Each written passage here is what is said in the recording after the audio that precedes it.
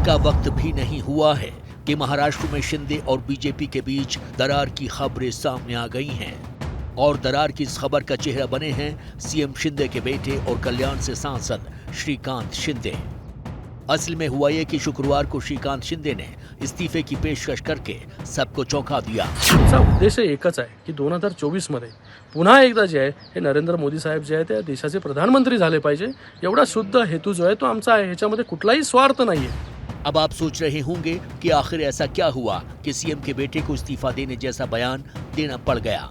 कहा जा रहा है कि बीजेपी के डोंबिवली के एक नेता पर महिला के साथ छेड़छाड़ के मामले में केस दर्ज हुआ और केस दर्ज करने के पीछे बीजेपी का आरोप है कि शिवसेना की वजह से यह सब कुछ हुआ है। जिसके बाद डोंबिवली में बीजेपी के स्थानीय नेताओं की एक बैठक हुई जिसमें यह प्रस्ताव पारित किया गया कि आगामी चुनाव में श्रीकांत शिंदे को मदद नहीं करनी है। जिसके बाद श्रीकांत शिंदे का इस्तीफे वाला ये बयान कल सामने आया।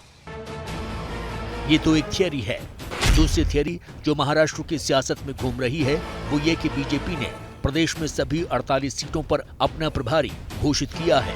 माना जा रहा है कि शिंदे की शिवसेना इसको लेकर बेचैन है और राजनीति के कुछ जानकार श्रीकांत शिंदे के इस्तीफे की पेशकश को इसी बेचैनी का हिस्सा मान रहे हैं। दरार की खबरों के बीच बीजेपी के प्रदेश अध्यक्ष चंद्रशेखर बावनकुले ने एबीपी न्यूज से कहा है कि कल्याण लोकसभा क्षेत्र में स्थानीय स्तर पर कुछ मतभेद जरूर है, लेकिन वे खुद वहां पर मौके पर जाकर इन मतभेदों को सुलझाने का काम करेंगे और ये भी सुनिश्चित करेंगे कि आगामी लोकसभा चुनाव में श्रीकांत शिंदे की वहां से भारी बहुमत से जीत हो।